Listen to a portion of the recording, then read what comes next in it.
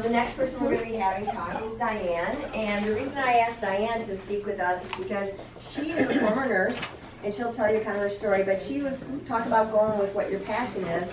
She saw a niche that she could really help in the medical community here and came up with a great plan, and this is how she's doing it to get different business and lead generation. So, Diane's good. I'm relatively new to the real estate. I've only been in real estate for a year and a half, and so when I see people like Craig and Shelley, they're bigger than life, and I'm fortunate enough to have been accepted onto this team. And I had a really great spring season, and then at the end of it, I was so overwhelmed with all of these accounts that I hadn't fed my pipeline. I wasn't lead generating, and then at the end of it, everything kind of dried up. So I just sat here like a deer in headlights one day and sat down with Craig and said to me, what do I do? I'm very much like Shelley. I'm really happy to follow up after Shelley because I am a people person also, and I'm a giving person. I was a nurse for over 30 years in New York City. He said that I could do is, to do events. I am not a good person to get on the phone and, just stand in Marshalls like I told him. My old firm was like, go to Marshalls and go all over Cornelius and come back in an hour and give me 50 names. And it was like, yikes, I would be frozen. It just didn't work for me, and it wasn't a good fit for me. And I didn't have enough experience and knowledge in this business to turn around and figure out what would really drive my business. After spending some time with Craig, I was like, okay, I'd love to do events. And within that day, within the next 3 weekends, I had 3 events planned. They were big events. I was able to, they were very successful, but the one that I really liked was when I did the Leadership Lake Norman, which is really great through the Chamber of Commerce. I made a relationship with one of the former nursing, the head of nursing over at one of the big hospitals here. So I said, I really want to help, and I don't know how to contribute. And so I sent her an email and asked her, what does she do for staff appreciation? Because when we went to Novant Medical Center, it was a staff appreciation day, and one little nurse came down from the ICU, and she told her story, and she got her award. So I met her for 10 minutes at Starbucks, and I said to her at that time, how about I set up a staff appreciation for your staff? Because having been a former nurse for 30 years, we're all underappreciated. I felt very strongly about going in that direction. So I was able, and I was willing to pay to have a massage therapist come in and set it up for the staff on the floor. So it turned out when I went to Massage Envy and I told them the story, it happened to be, I guess, after a shooting, and they said, we're part of the Chamber of Commerce, we're going to donate our services. Mm-hmm. So they donated their services. I was there. They had 3 massage therapists set up for 2 hours. Physicians came in, respiratory therapists. Word went all over the hospital. It was at a time when they had a need, and it was really fun for me. I just sat there, but I was able to form relationships because there were people that had been backed up that while those 3 were getting their massages, they would sit there and I was able to have conversations with them. Everybody gave me their email. Everybody gave me their phone number. I sent everybody, a nice card. I keep in touch. I sent them Thanksgiving cards. I send them Christmas notes. I have, within those 3 events, I have a database just from 3 events of over 100 people in Cornelius. So, for me, like Shelley, I wish I could be like Craig and go all over social media, but the beauty about being, for me, on a team is when I come back, you can mastermind with other people. And he's like, well, take the video of, the people, when we did the event, one of the events from Cornelius, we did a raffle. So when we picked the winner, we did a little video, we picked the winner, then we had a video again of the person coming in to pick up their prize. We post on Facebook and you know, so you network out. So for me personally, I'm not the kind of person who can get on the phone and instant dial and do expired FSBOs withdrawn. It's not me. I can't go and beg people, do you buy, sell, invest in real estate while they're checking out in Marshall's. So you have to find, you have to really, having been always the person who went to work and never was self-directed, I was always told what to do. It was very overwhelming to come into an industry. I always say this is the hardest job I've ever had. Because it's like you have to really get in touch with who are you? How are you going to stand out? How are you going to be different than someone else? There's a realtor on every corner. There's everybody doing social media. There's everybody doing videos. I don't know how to make a website. Who do I pay? How many people can I have support the single individual? And how do I get this ball rolling? And so you have to find, oh, and then the other thing is, oh, here's the best part of the story. So I met with the head of nursing back at Novant after this happened. That hospital was so appreciative of what was done, and I had the best night, and it was a win-win for Massage Envy. They got clients from that. So when I went back and met with the hospital, she said to me, first thing she said when we sat down, did you get business? And I said, no, you know, this is a longer term thing.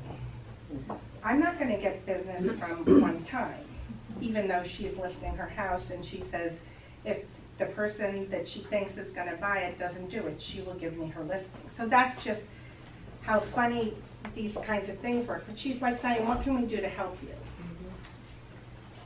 And, you know, I'm in business. I'm here, I've got to feed a family, I've got to do those things. So I said to her, well, actually, I'm glad you're asking me that because I know that the interns come in every June. And I would love for our team to be the relocation specialists for the hospital.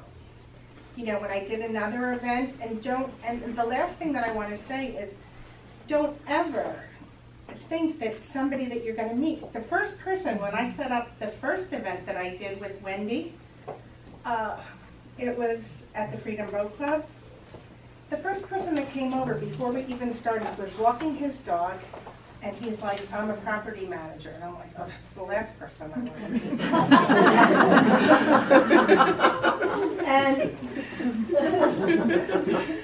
And you know, it turned out that I ended up meeting him for coffee. He was new in the business. He had a client in Charlotte that was looking for a rental. And because we had a relationship, as soon as that person that owned that rental didn't want and was thinking of selling, he picked up the phone and called me and said, can you go on a listing appointment? So you never know where you are, who you're gonna meet, how it happens, and it's not like I've got a million clients at this moment. But the thing is, it's the beginning of sending a snowball down the mountain, and it just gets bigger and bigger and bigger. Now when you look at somebody like Shelley, she's been doing it for some time. But you begin to build a relationship, you begin to get your name out. When I went back to Novant just last month, right after I met with this person, I went to the floor that I was with and I put a big giant jar of lifesavers, colored lifesavers. And on the front I had a big sticker that said, you know, it's really corny, but it said, you're a lifesaver, because that's what they do. And on the bottom was LePage Johnson with my picture. So just to remind them one more time, it's another touch. And it's easy. Their nursing appreciation, every quarter they do 4 people. And so I have a boat. And so I said, okay, here's what we'll do. I'll take my boat, I'm set down at the yacht club. I'll take each person and then they can bring 6 people, which expands my network. Mm-hmm. Mm-hmm. So what I'm planning on doing is each person, she just said to me, all right, so will you do the 2017 nursing award winners? We have 12. And I texted her back and I'm like, yes, exclamation, yes, of course. It's time for me, but that's the way I like to spend my time. Like Shelley said, you know, I love to be with people. So I'll take them on my boat, they bring 6 or 8 people, and then I spend 2 hours, and we have a nice time, and then I have 6 more people. How do you get their information? Give them, here, fill out your email address. No, but I think How do you get I think the bottom line is she's built that relationship through giving and through her passion and maybe connection through nursing, and then as far as getting out in the boat, I've been saying it all morning, you know, about different things and different conversations, is you need to meet someone and then you need to date them before you marry them. So, Right. you know, the meeting is at the hospital, the dating is on the boat, and you're building relationships, and then she's sending the card and saying hello, and then she's putting the lifesavers out. It's like, I see her everywhere, I like her, I talk to her, you know, oh, she's so nice to put it on her boat. And then, you know, she's communicating and building a relationship even through social media with a lot of the stuff that we're doing. And now the head of nursing is on her side and, you know, her fan. So she's getting that repetition. So when you get out on the boat and you have one-on-one time on a little boat and you're having conversation, they'll give you their information. They'll say, hey, my friend asked me last night at this cocktail party if I knew anybody. I'm gonna tell them to call you and say, great, you know, let me get your number, and let's, you know, and that's how it happens. You don't even have to ask for it. It will happen over time if you're genuine and you're continuing to build that relationship. And I think one thing you want to stress right here is you're just seeing from the different things, nothing happens overnight. No. This is a planting seeds, you're harvesting, you know, you're not harvesting yet, you are planting the seeds of hopefully gonna harvest soon. So if you get into this business thinking you're gonna make money in 45 days, it ain't happening.